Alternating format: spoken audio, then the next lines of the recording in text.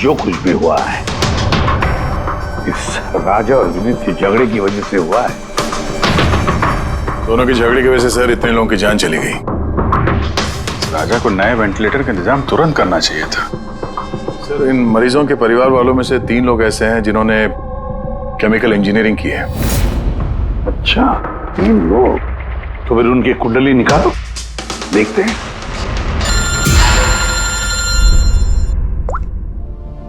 Hello ACP Pradyuman. What? ठीक है, हम अभी पहुंचते हैं। क्या सर? राजा की मौत हो गई।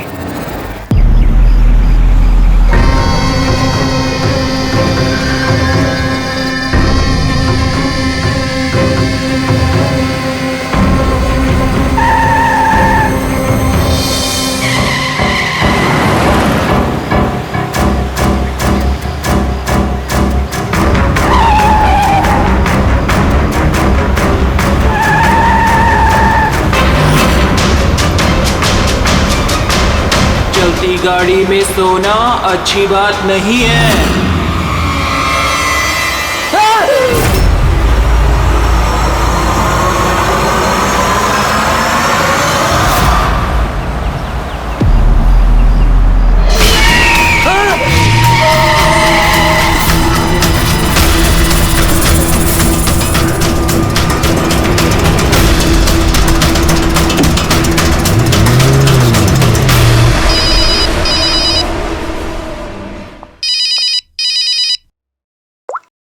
हाँ Vineet. Leela help me, Leela please help me Leela. क्या हो गया विनीत, तुम इतनी टेंशन में क्यों लग रहे हो? लीला ये लोग मुझे मार डालेंगे लीला। कौन मार डालेगा विनीत, तुम किसकी बातें कर रहे हो? लीला आई थिंक मैं लाइफ में कभी तुमसे नहीं मिल पाऊंगा लीला। विनीत बकवास बंद करो। कहाँ पे हो तुम, मुझे अपनी एग्जैक्ट लोकेशन बताओ। मैं सेबेस्टियन रोड पे हूँ, पुराने पोस्ट ऑफिस के पास। विनीत एक काम करो, तुम वहीं पे रुको, मैं टैक्सी लेके अभी वहीं पे तुम्हें लेने आती हूँ। हेलो लीला। हेलो विनीत, तुम ठीक हो? फोन को भी हेलो लीला। ये फोन को भी अभी कटना था।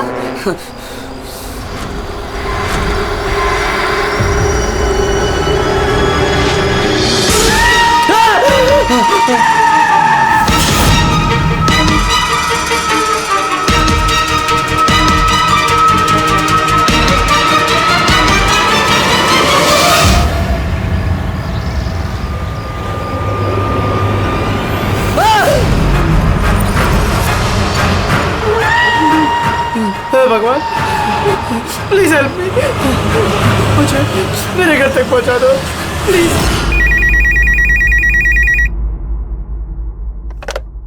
Hello CID bureau. Hello ma'am, ma'am please मेरी मदद कीजिए। मैम मेरे पति इस वक्त बहुत बड़ी मुसीबत में है। क्या सब क्या हुआ आपके पति को?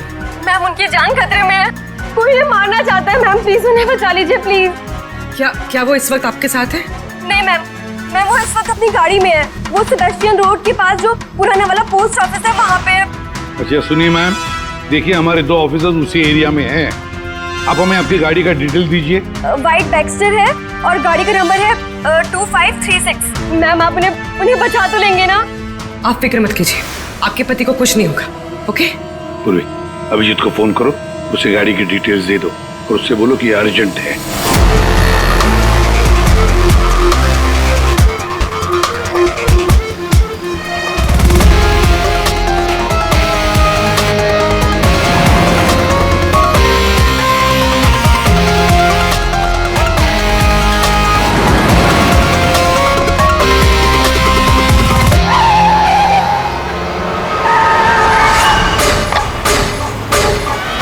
यही नंबर है।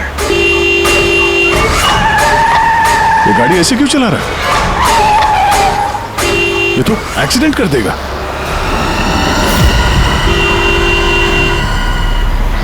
मुझे माफ कर दो, मुझे माफ कर दो, मैं मरना नहीं चाहता, मुझे माफ कर दो। किससे बातें कर रहा है? गाड़ी में तो कोई नहीं है।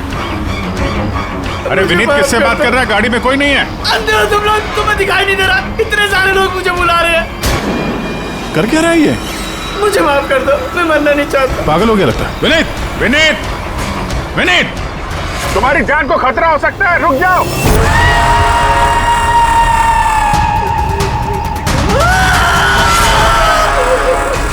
अंकल मेरे साथ खेलो ना, बहुत मजा आएगा। विनीत गाड़ी रोको, साइड में लगाओ।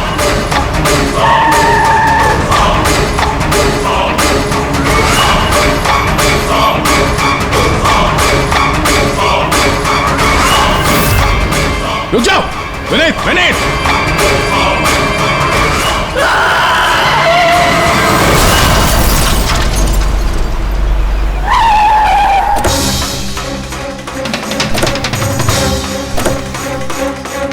विनीत, ओह नो, ये तो मर चुका है।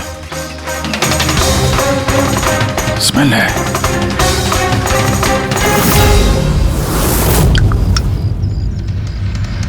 शराब पी के गाड़ी चला रहा था, लेकिन ये गाड़ी में बात कैसे कर रहा था? शराब के नशे में बड़बड़ा रहा होगा। शराब पी के तो यही होता है, एक्सीडेंट। आपने तो मुझसे वादा किया था ना कि विनीत को कुछ नहीं होगा, तो फिर क्या हो गया? देखिए मैडम, अगर उनकी जान को किसी और से खतरा होता तो हम उन्हें जरूर बचा लेते, लेकिन वो तो खुद ही शराब पी के गाड़ी चला रहे थे। आप तो जानती हैं कितना खतरनाक है। नहीं, उनकी जान खुद उनकी वजह से नहीं गई है, बल्कि उन लोगों की वजह से गई है जो इतने दिनों से उन्हें परेशान कर रहे थे। कौन लोग? सुबह शाम सोते जागते हर वक्त वो उन्हें सताते रहते थे। वो इतना ज्यादा परेशान हो गए थे कि उन्होंने अपने बिजनेस पे भी पूरी तरह से ध्यान देना बंद कर दिया था। किन लोगों की बात कर रही हैं आप? जरा साफ साफ बताइए। मैम, विनीत की मौत हमारे सामने हुई थी और उस वक्त कार में उसके अलावा और कोई भी नहीं था, तो उसकी मौत का दोष आप किसी और को कैसे दे सकती हैं? क्योंकि उनका खून हुआ है। मर्डर है ये, मर्डर। मर्डर हुआ है? आप जानती हैं किसने किया ये? आत्माओं ने। भले ही आप लोगों ने वो आत्माएं नहीं देखी होगी, लेकिन विनीत उन्हें साफ साफ देख सकते थे। सीआईडी आत्माओं को नहीं मानती। आप भी मानते सर। अगर आपने वो 2 हफ्ते पहले वाला नजारा देखा होता। लीला उठो, उठो लीला, लीला उठो। विनीत,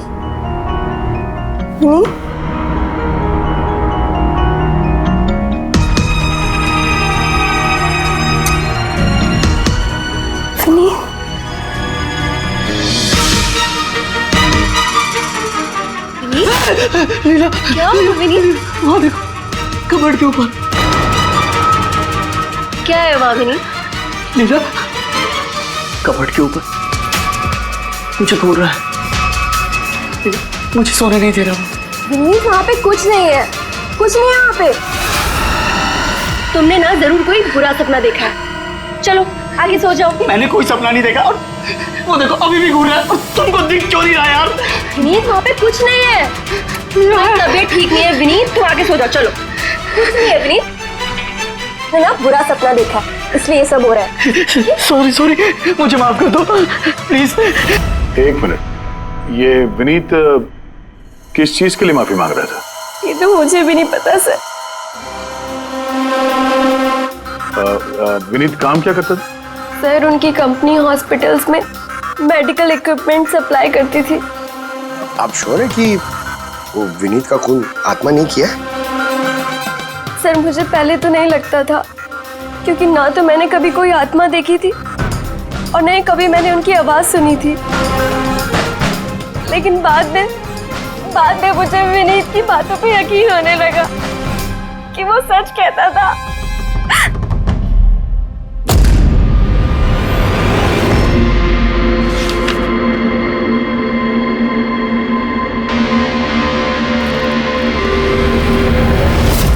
हाँ बॉस, इसकी मौत की एक ही वजह नजर आ रही है, इसके सर पर लगी हुई है चोट जो इसे एक्सीडेंट के दौरान लगी। पक्का डॉक्टर साहब, कोई और वजह नहीं? अब विसरल सैंपल्स को चेक करना अभी बाकी है, लेकिन प्राइमा फेसी तो यही दिखता है कि मौत की वजह एक्सीडेंट है। और बॉस इसके खून में हमें अल्कोहल की बहुत ज्यादा मात्रा मिली, तो मुझे लगता है उसी की वजह से इसे हेलुसिनेशन होने लगे और इसने टक्कर मार दी। मतलब ये खून का मामला नहीं है। हम फ्यूनरल के लिए बॉडी को लौटा सकते हैं। अगर कुछ डाउट हुआ तो विसरल सैंपल से पता लग जाएगा। पता नहीं सर क्यों अभी मुझे ऐसा लग रहा है कि ये केस उतना सीधा नहीं है, क्योंकि जब हमने लीला से पूछा कि ये विनीत किससे माफी मांग रहा था तो वो बात को टाल गई। हम लोग भी फ्यूनरल में जाएं क्या? वहाँ रिलेटिव भी होंगे, फ्रेंड्स भी होंगे, बहुत सारे लोग होंगे, देखते हैं कुछ पता चलता है। जाओ, जरूर जाओ फ्यूनरल में।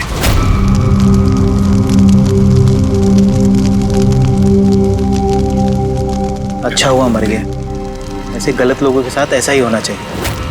तुमने बिल्कुल ठीक कहा, इसकी मौत इससे बदतर होनी चाहिए थी। बस अब उस दिन का इंतजार है जब उन दोनों की भी चिता जलते हुए देखूंगा। उस दिन तुम सबको बहुत बड़ी पार्टी दूंगा मैं। क्या प्रॉब्लम क्या तुम्हारी? हाँ? यहाँ पर एक आदमी की चिता जल रही है, शौक मनाने के बजाय जश्न मनाने की बात करो तुम लोग। क्यों ना मनाऊं जश्न? अरे असली जश्न तो उस दिन मनेगा जिस दिन ये दोनों भी अग्नि की भेंट चढ़ेंगे। वो दोनों अग्नि की भेंट चढ़े या ना चढ़े, तुम सीआईडी के हत्थे जरूर चढ़ोगे। सर अगर आप लोग सीआईडी से हैं तो आपको मुजरिमों का साथ देने के बजाय हम लोगों को इंसाफ दिलाना चाहिए सर। एक मिनट, कहना क्या चाहते हो? पूरी बात बताओ। सर मेरा नाम रोहित है और मेरे पिताजी पर्पल हॉस्पिटल में एडमिट थे। डॉक्टर सर वो वेंटिलेटर पे। डॉक्टर, नर्स डॉक्टर का रिलैक्स। मेरे पिताजी मर रहे हैं वहाँ पे, प्लीज डॉक्टर को बुलाइए प्लीज। क्या हुआ? क्यों शोर मचा रहे हो? शोर न मचाऊं तो क्या करूं? मेरे पिताजी मर रहे हैं वहाँ पर और आपका स्टाफ यहाँ बैठकर बखिया मार रहा है। आप शांत हो जाइए प्लीज। आप जाइए पेशेंट के पास, हम आते हैं। मैम प्लीज जल्दी कीजिए प्लीज। हाँ गजब हो गया, सारे के सारे वेंटिलेटर्स एक एक करके बंद हो रहे हैं। यस मैम, हमारे 2 इंटर्न्स मैनुअली ऑक्सीजन दे रहे हैं कुछ पेशेंट्स को। मैम हर पेशेंट के साथ ऐसा नहीं हो सकता, अगर वेंटिलेटर्स ठीक नहीं हुए तो पेशेंट मर जाएंगे। धीरे बोलो। अरे ये हॉस्पिटल के रेपुटेशन का सवाल है, अगर मरीजों के घर वालों को पता चल गया है ना फिर बवाल हो जाएगा। आप प्लीज 2 मिनट का वक्त दीजिए, हम सोल्यूशन। मैम एक एक करके सारे वेंटिलेटर्स बंद हो रहे हैं। बाकी के वार्ड्स में चेक करो। अरे वो सप्लाई विनीत को फोन करो ना, वो ही अभी कुछ कर सकता है। बस टेंशन लेने की जरूरत। डॉक्टर महक हुआ क्या है सर? वेंटिलेटर बंद हो रहे हैं सारे। आप प्लीज शांत रहिए, मैं बात करती हूँ ना। सर एक एक करके सारे वेंटिलेटर्स बंद हो गए। क्या ऐसे कैसे हो सकता है? तो किसी हॉस्पिटल में फोन करो ना, वहां से मंगवाओ। अरे राजा फोन लगाओ और मैं एक काम करूँ, टेक्नीशियन जो यहाँ पर है उसको बुलाओ। राजा क्या हो गया तुम्हें सुनाई नहीं देता? सर क्या आप कह रहे हैं? आप लोग क्या डिस्कशन में टाइम वेस्ट कर रहे हैं? मेरे पिताजी मर जाएंगे वहाँ पर। प्लीज जल्दी आइए प्लीज। बस आते ही है please. Ma'am very bad news, 2 patients की जान चली गई है, 5 पेशेंट्स बहुत क्रिटिकल कंडीशन में हैं। सर अगर आज हम लोगों का परिवार हमारे साथ नहीं है तो उसके जिम्मेदार सिर्फ और सिर्फ ये 3 लोग हैं, विनीत, महक और राजा। ये विनीत तो इक्विपमेंट सप्लाई करता था ना? जी सर। और ये महक राजा? सर जिस दिन ये हादसा हुआ उस दिन महक डॉक्टर इंचार्ज थी और राजा हॉस्पिटल का एडमिन संभालता था। ये सिर्फ राजा और महक आए हॉस्पिटल से या और लोग भी आए वहाँ के? आए ना सर, वो हेड नर्स परिणीता, वो शेखर जो की मेंटेनेंस में, और वो डॉक्टर केदार इस हॉस्पिटल के मालिक। ठीक है, अभी शांत हो जाओ। हम इस मामले के तह तक जाएंगे। अगर तुम्हारे पिताजी के साथ नाइंसाफी हुई है तो उन्हें इंसाफ जरूर मिलेगा।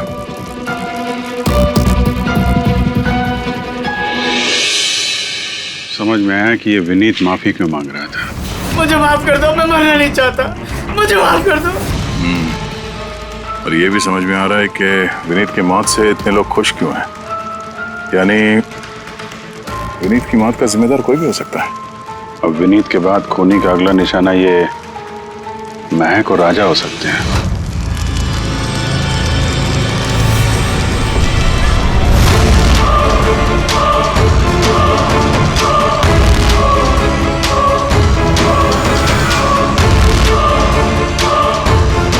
मुझे माफ कर दो। तुमने मुझे क्यों मरने दिया? मेरा पीछा मत करो।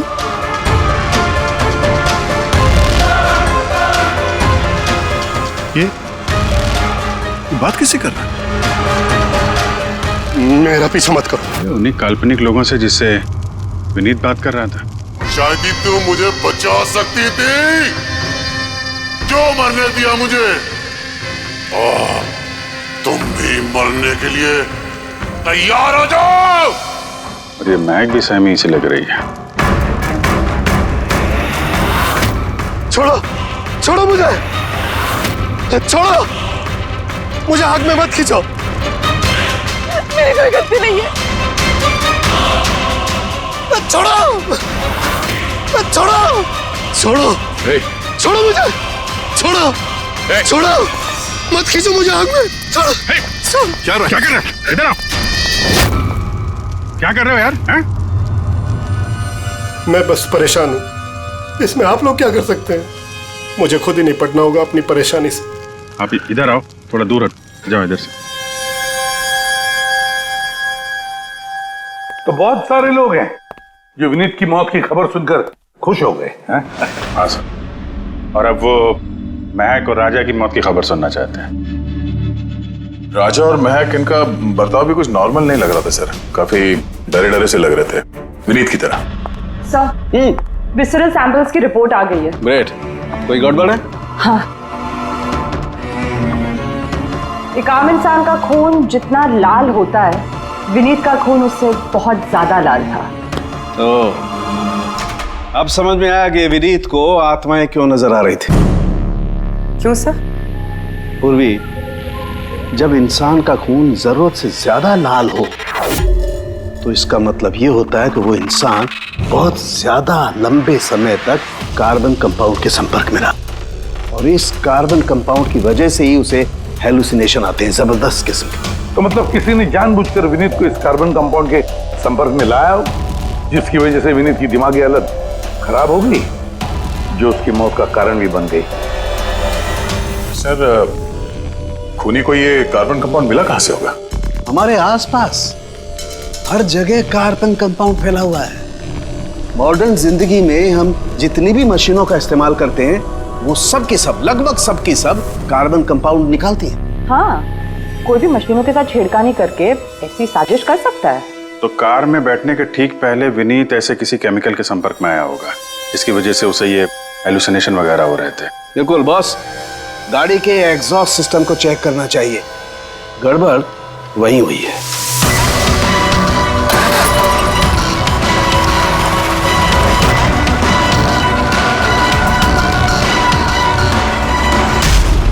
सालों के सर तो सही बोले थे सर, इसमें से तो केमिकल भर भर के आ रहा है।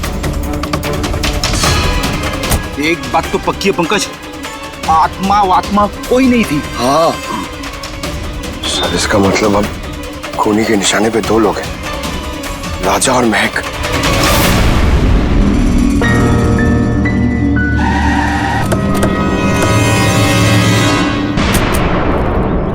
फ्यूनरल में राजा का बर्ताव ठीक नहीं था, अभी भी उसकी मानसिक स्थिति ठीक नहीं है। अरे सर, दरवाजा तो खुला है।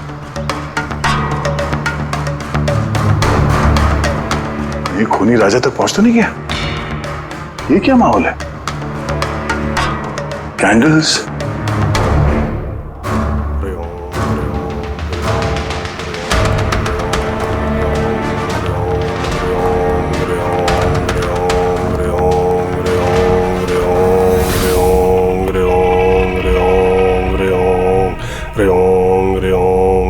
राजा,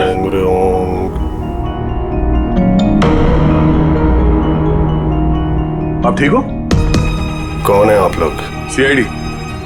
विनीत के अंतिम संस्कार में मिले थे हम लोग, तुम आग में कूदने वाले थे, हमने तुम्हें रोका था, भूल गए? अब आप लोगों को मुझे रोकने या बचाने की जरूरत नहीं पड़ेगी। जब तक विनीत का खूनी पकड़ा नहीं जाता, तुम्हारी जान को भी खतरा है। अच्छा सच सच बताना, उन 12 मरीजों की मौत क्या तुम्हारी लापरवाही की वजह से गई थी? खबरदार जो मुझ पर ऐसा गंदा और झूठा इल्जाम लगाया था। मैं निर्दोष हूं और कोई नहीं मरा मेरी वजह से। शांत शांत। राजा बड़ी मुश्किल से शांत हुआ है, इसे गुस्सा मत दिलाइए। आपकी तारीफ? श्लोक नाम है मेरा। मैं राजा की इस बुरे वक्त से बाहर निकलने में मदद कर रहा हूँ। ओह, तो आप साइकियाट्रिस्ट हैं? साइकियाट्रिस्ट नहीं, साइकिक, मीडियम। इस दुनिया और दूसरी दुनिया के बीच एक पुल समझ लो। दूसरी दुनिया? दूसरी कौन सी दुनिया? वही आत्माओं वाली दुनिया। वैसे हम भी एक पुल है, मुजरिमों की दुनिया से लेके जेल के अंदर सलाखों के पीछे तक पहुंचाने का पुल। पर सर, आप मुझे सलाखों के पीछे क्यों डालना चाह रहे हैं? मैं तो राजा की आत्माओं से बचाने में मदद कर रहा हूँ। राजा को आत्माओं से नहीं, केमिकल पॉइजनिंग से बचाने की जरूरत है। और बंद करो अपना ये ढोंग, समझे? सर, वो कहाँ इशारा कर रहे हैं? उस बूढ़े आदमी की तरफ जो एसी के पास खड़ा हुआ है। किसकी बात कर रहे हैं? मुझे तो कोई भी नहीं दिख रहा। मुझे भी नहीं दिख रहा है। मानो या ना मानो, इस कमरे के अंदर कोई शक्तिशाली आत्मा है जो राजा को नुकसान पहुंचाना चाहती है। अभी पता चल जाएगा।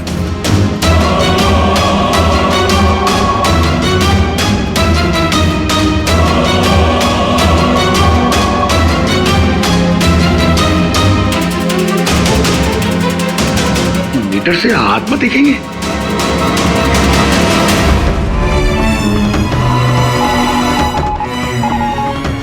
देखा, वो आत्मा एसी के पास ही है। मेरी ईएमएफ मशीन झूठ नहीं बोल सकती।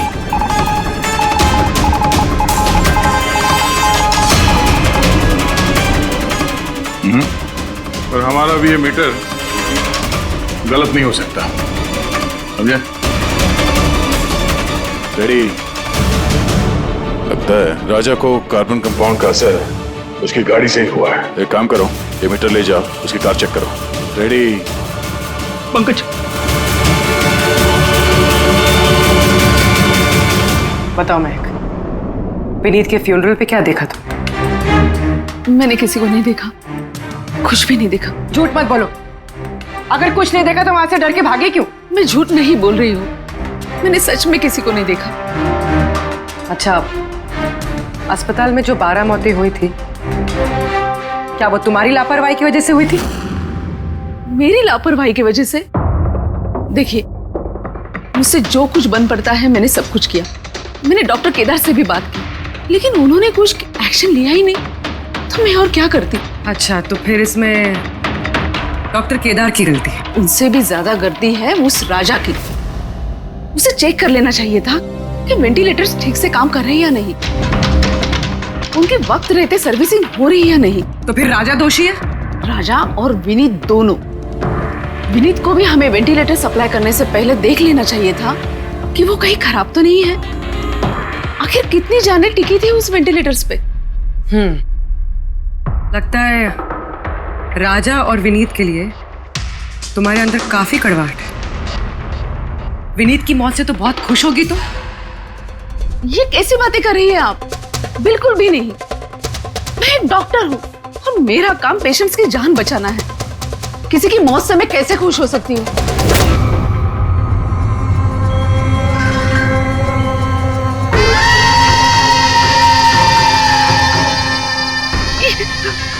वो आ गया, वो आ गया, वो देखिए। लेकिन यहाँ तो कोई नहीं। पीछे महक, यहाँ पर कोई नहीं है। देखो, तुम घबराओ मत। जब तक मैं हूं तुम्हें कुछ नहीं होगा। हाँ?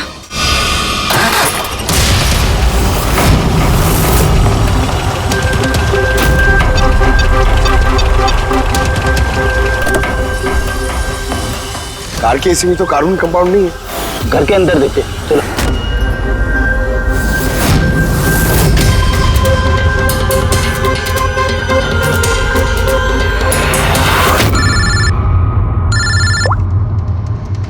हाँ पूर्वी,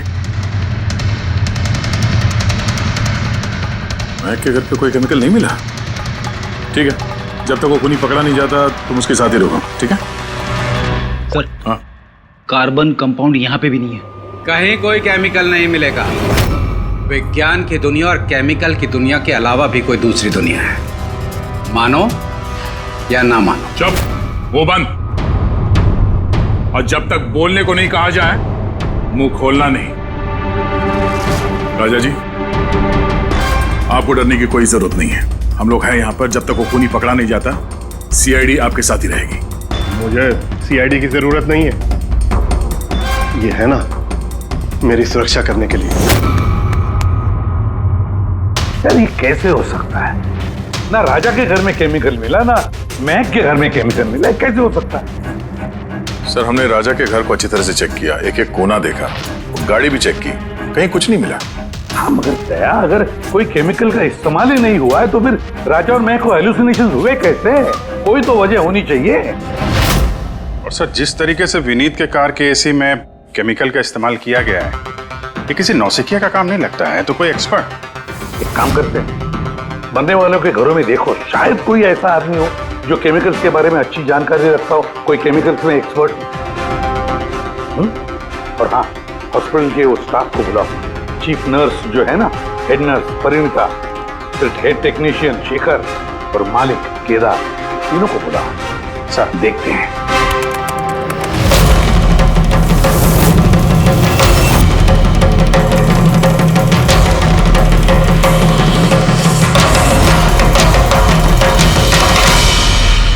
तुम्हारा नाम शेखर है? Yes sir. हॉस्पिटल के हेड मैकेनिक,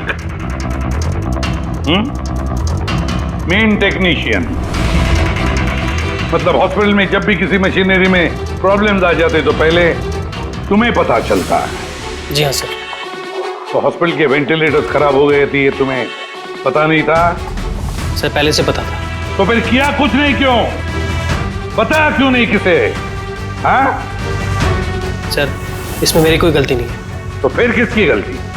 सर, मैंने महक को पहले से ही बता दिया था वेंटिलेटर्स के बारे में, कि वेंटिलेटर्स में प्रॉब्लम हो रही है और वो कभी भी खराब हो सकते हैं। और ये वेंटिलेटर्स बंद होने से पहले तुमने बताया था? यस सर, 1 वीक पहले। मैम, मैंने आपको एक नोटिस भेजा था, वार्ड 3 के वेंटिलेटर्स ठीक तरह से काम नहीं कर रहे हैं। ओह, मैंने वो तुम्हारा लेटर पढ़ लिया था शेखर, तुम टेंशन मत लेना, मैं कुछ करती हूँ। बट मैम, मामला थोड़ा अर्जेंट है। हाँ हाँ, मुझे पता है। डॉक्टर महक। यस मैम, आपको अकाउंट्स डिपार्टमेंट में इमीडिएटली बुलाया है। हाँ ओके, चलो। Okay ma'am. तुरंत वरी शेखर, मैं कुछ ना कुछ करूँगी पक्का। बट सर, उन्होंने मेरी बात को सीरियसली लिया ही नहीं। हाँ, महक ने वेंटिलेटर्स खराब होने पर पेशेंट्स को बहुत बचाने की कोशिश की, मगर राजा सर इतने घबरा गए कि कुछ कर ही नहीं पाए। शेखर जी, तुम कितना सच बोल रहे हो, कितना झूठ, ये तो हम पता लगा ही लेंगे। सर, महक की कोई गलती नहीं है, उसने मुझे वेंटिलेटर्स खराब होने के बारे में पहले ही बता दिया था। लेकिन आपने क्या किया? सर, मैंने हॉस्पिटल के एडमिन हेड को बता दिया था, राजा को, क्योंकि हॉस्पिटल के जितने भी ये मशीनरी है उनकी देखरेख की जिम्मेदारी एडमिन हेड की होती है सर। तो आपने एडमिनिस्ट्रेटिव हेड राजा को बता दिया और आपकी जिम्मेदारी खत्म हो गई। आप मालिक है ना इस हॉस्पिटल के, तो जिम्मेदारी खत्म कैसे होती है आपकी? सर, मैंने अपनी जिम्मेदारी निभाई, तभी तो मैं खुद गया राजा के केबिन में। राजा जी सर। ये सब क्या कर रहे हो? अरे ये सब जरूरी नहीं है, इतने सारे मरीजों की सांसें वेंटिलेटर के भरोसे चल रही हैं, तुम यहाँ बैठे हो, अरे कुछ करो ना। जी सर, मैं अभी सप्लायर से बात करके वेंटिलेटर बदलवा देता हूँ। प्लीज प्लीज जल्दी करो। जी सर, मुझे समझ में नहीं आ रहा कि उन्होंने वेंटिलेटर्स बदलवाए क्यों नहीं। मैं हैरान हूँ सर, कोई भी केदार जी पे उंगली उठा नहीं रहा। हर कोई राजा, विनीत और महक के पीछे पड़ा हुआ है। वही तो, हॉस्पिटल के मालिक है ना केदार जी, तो पूरी की पूरी जिम्मेदारी भी केदार जी तुम्हारी है। लेकिन सर, अब मैं खुद जाके तो रिपेयर नहीं कर सकता ना वेंटिलेटर्स। सर, मेरा काम है कि कंसर्न डिपार्टमेंट को इन्फॉर्म करना, और सर वो मैंने कर दिया। बल्कि मैंने विनीत से खुद बात करी, मैंने उससे कहा कि अगर ये रिपेयर हो सकते हैं तो रिपेयर करे, वरना इनको चेंज कर दे, और उसने कोई एक्शन ही नहीं लिया। उसने कोई एक्शन नहीं लिया, उसने कोई एक्शन नहीं लिया। आपने क्या एक्शन लिया? और नाम भी ले रहे हो तो विनीत का जो मर चुका है, या राजा का जो जवाब देने की हालत में नहीं है। सर, जो सच था वो मैंने आपको बता दिया, अब वो मानना ना मानना सर आपके हाथ में है। परिणीता। जी सर। हॉस्पिटल की हेड नर्स, तो तुम हॉस्पिटल के बारे में सब कुछ जानती होंगी। जी सर। तो फिर अब सच सच बताओ, ये जो कुछ भी हुआ है किसकी लापरवाही से हुआ है? बताओ जल्दी। हाँ सर, बताती हूँ। मेरे साथ धोखाधड़ी करने की कोशिश मत करना राजा। और हाँ, अगर मशीनों में कोई फिजिकल डैमेज है वो वारंटी में नहीं आता। अगर तुमको नए वेंटिलेटर चाहिए तो पूरी कॉस्ट पे करनी होगी, समझा? मैंने तुमसे घटिया इंसान आज तक अपनी जिंदगी में नहीं देखा। अब ना तो हमारा हॉस्पिटल तुमसे कोई सामान लेगा और ना ही शहर का कोई दूसरा हॉस्पिटल। सुनो, ये धमकी किसी और को देना। जानता नहीं तुझे मैं कौन हूँ। जो करना है कर ले।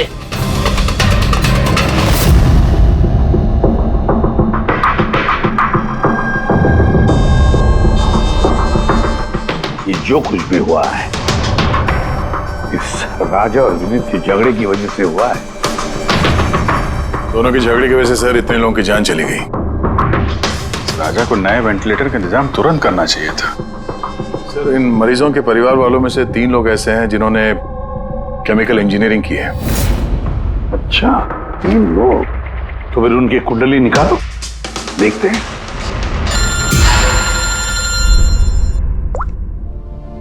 हेलो, इसे भी प्रद्युमन।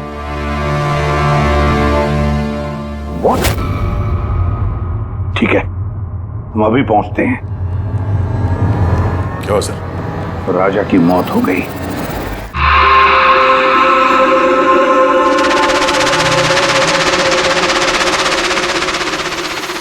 दया, मौत तो इसकी सर पे चोट लगने की वजह से हुई। लगता है छत से कूद गया ये। जरूर हैलुसिनेशंस इतने भारी पड़ गए होंगे कि दिल मिलाकर राजा ने ऊपर से छलांग लगा दी। और तुम ख्याल रखने वाले थे ना इसका? ये ख्याल रखा तुमने? हाँ? सर, राजा तो एकदम शांत तरीके से सो गया था। मुझे क्या पता था कि अचानक उठ जाएगा और खुदकुशी कर लेगा। जिस वक्त ये सब हुआ तुम कहाँ थे? हाँ? सर, मैं दूसरे कमरे में सो रहा था। तभी मुझे राजा के जोर जोर से चीखने की आवाज सुनाई दी। मुझे इन आत्माओं को नहीं झेलना, मुझे इसे निजात चाहिए, आजादी चाहिए। और जब तक मैं इसके पास पहुंचता ये छत से कूद गया साहब। वाह, क्या बात है। राजा को अकेले छोड़कर तुम घोड़े बेच के सो रहे थे? हाँ? मैंने तो कमर कस ली थी कि नहीं सोऊंगा, पर न जाने कैसे नींद आ गई। जरूर मुझे उन आत्माओं ने सुला दिया होगा। आप ये देखिए सर, मीटर की रीडिंग भी कितनी बढ़ गई है। मुझे मेरी तबीयत भी कुछ कमजोर लग रही है सर। अगर दोबारा ये मीटर दिखा दिया ना मुझे तो याद रख। एक मिनट दया, 1 मिनट भाई, जरा मीटर देना मुझे। ये लीजिए। ये मीटर मैं रख लेता हूँ। हाँ, तुम्हें लौटा दूंगा बाद में। जी सर, पर दे दीजिएगा। हाँ, जरूर दे दूंगा। अभी एक काम करो, अभी तुम घर जाके थोड़ा आराम करो। थक गए हो ना, बहुत कमजोरी होगी तुम्हें। हाँ जी सर। बराबर सोए नहीं, जाओ आराम करो। ये क्या डॉक्टर साहब, उसे जाने दिया और ये मीटर रख लिया? दया, ये मीटर जो है ना, ये बड़े काम की चीज है।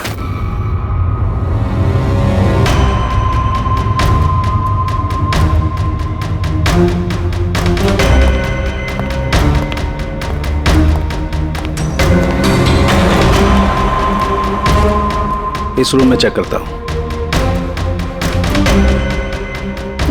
हाँ सर। नहीं,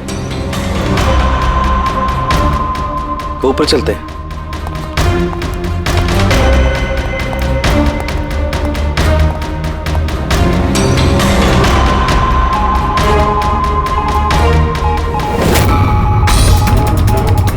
ये सालू के सर आराम से। ये नीडल तो जंगली घोड़े की तरह भाग रहा है। माय गॉड, हम यहाँ पर ऐसे नहीं खड़े रह सकते दया। हमें प्रोटेक्टिव गियर्स पहनने पड़ेंगे। Protective gears? वो किस लिए सर? अरे अपनी सुरक्षा के लिए।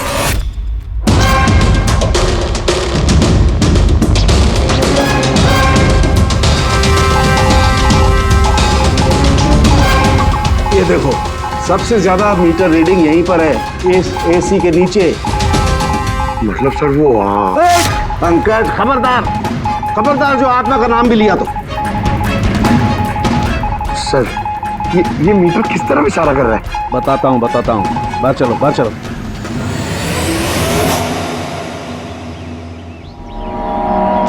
देखा दया, ये है EMF, इलेक्ट्रोमैग्नेटिक फील्ड डिटेक्ट करता है ये।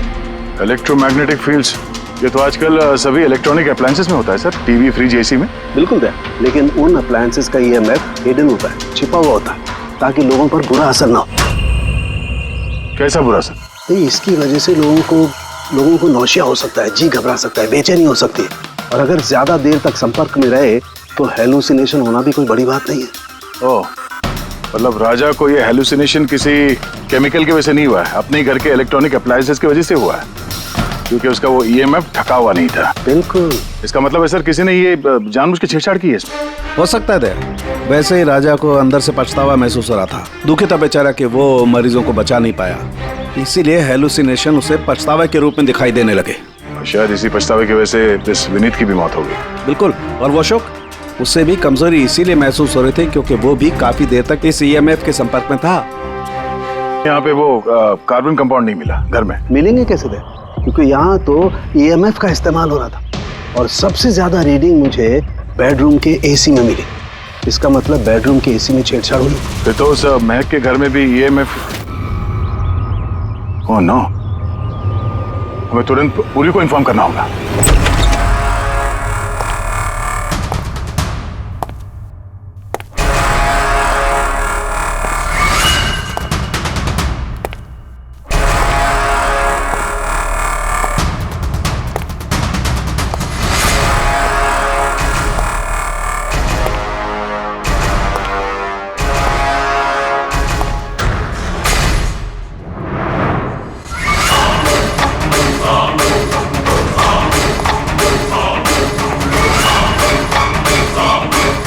जान लेकर चैन नहीं पड़ा तुम्हें, जो फिर से मुझे मारने आई हो।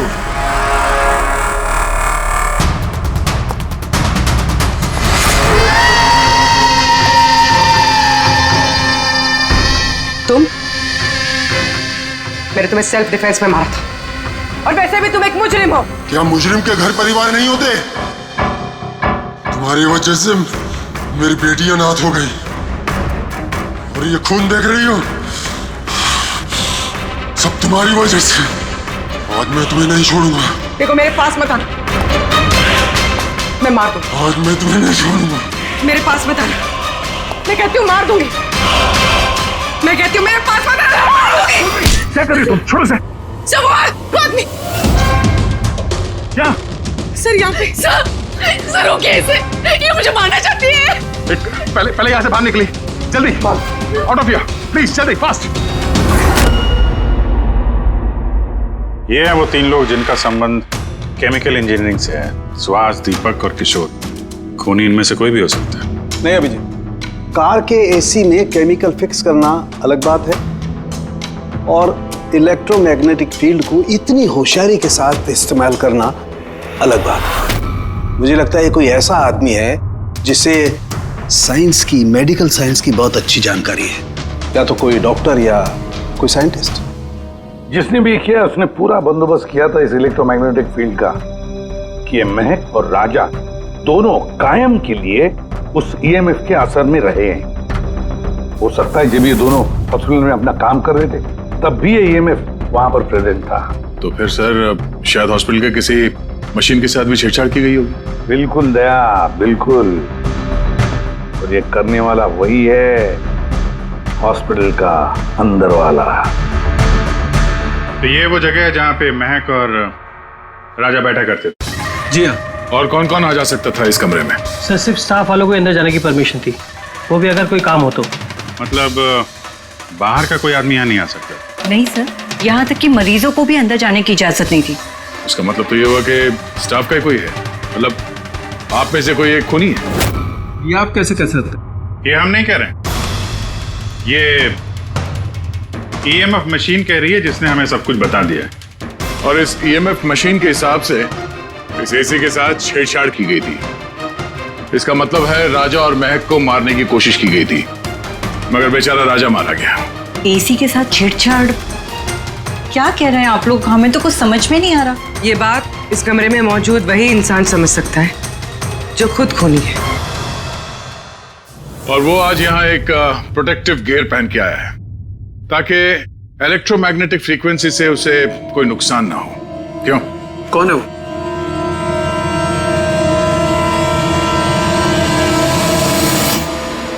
यहाँ